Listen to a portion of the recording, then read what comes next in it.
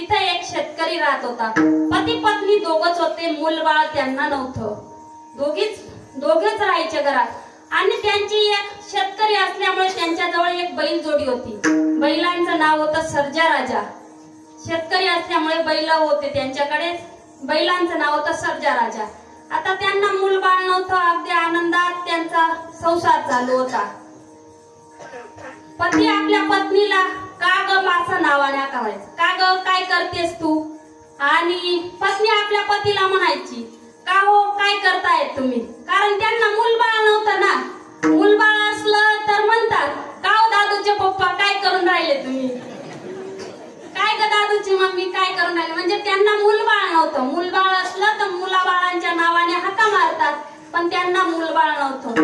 असंच ते एका दिवशी बसलेले होते. सहज त्या पतीच्या मनात आलं की आपण आपल्या स्वतःला नाव ठेवून घेऊ. का हो का ग करण्यापेक्षा आपण आपले नाव ठेवून घेऊ. ती म्हणाली काय गरज आहे, हेच आपलं बरोबर आहे. पण तो म्हणाला नाही नाही आपण ना आपले नाव ठेवून घेऊ. मग त्याने स्वतःचं नाव ठेवलं लाडू.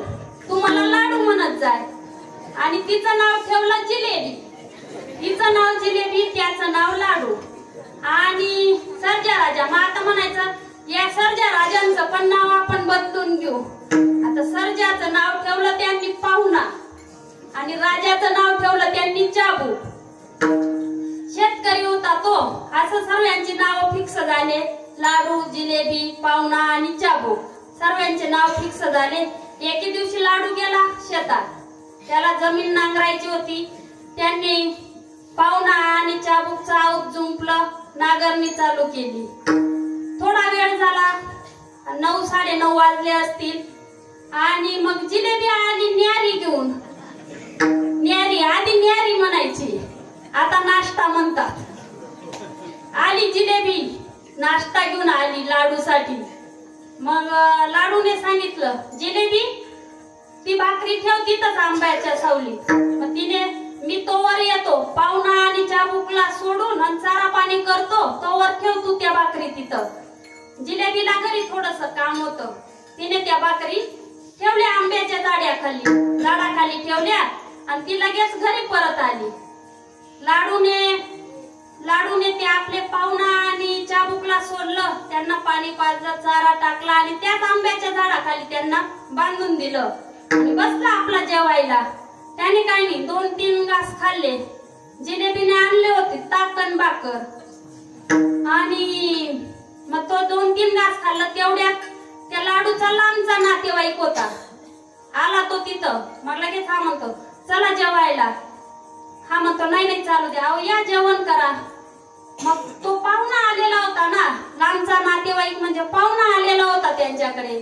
आता लाडू म्हणतात बरं बरं पाहुणे तुम्हाला नाही जेवायचं, मग घरी जा, घरी जिलेबी आहे ती खा. पाहुण्याला वाटलं जाऊ द्या इथं ताक भाकरी खाण्यापेक्षा घरी जाऊन जिलेबीच खाऊ. गेला तो पाहुणा, घरी गेला आणि बसला. जिलेबीने त्याला पाणी वगैरे दिलं, चहा केला.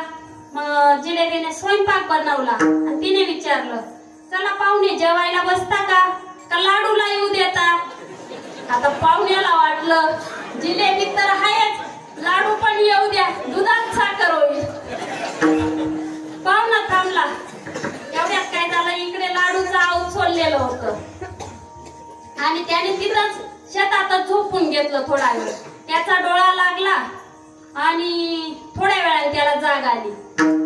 उठून बघतो तर काय, त्याचा पाहुणा नावाचा बैल सुटून गेलेला. तो बैल जसा सुटला तसा घरीच आला. लाडू त्याचा शोध करत करत घरी आला आणि जिलेबी दारात उभी होती. लाडूने जिलेबीला विचारलं म्हणे पाहुणा आला का. तिने सांगितलं हो आला म्हणे. आता घरातला पाहुण्याला वाटलं मलाच विचारलं पाहुणा आला का. ती म्हणे हो आला. बाहेरून लाडू म्हणतो कसा, अगं या पाहुण्याने ना खूप त्रास दिला मला, दोर घेऊन त्याला बांधून ठेव. ती म्हणाली हो चालेल बांधून ठेवते. आता घरात बसलेला पाहुणा दचकला आणि लाडू काय म्हणाला, तू पाहुण्याला बांधून ठेव, तोवर मी शेतात जाऊन चाबूक घेऊन येतो. आता पाहुण्याला तर खूपच घाम सुटला, इतका घाम सुटला तर त्याचं पोटच कापून आलं बघा. तो उठला, तो म्हणतो कसा, ताई थांबा जेवायला थोडा टाइम असेल ना, मी थोडा जाऊन येतो म्हणे बाहेरून. जो पाहुणा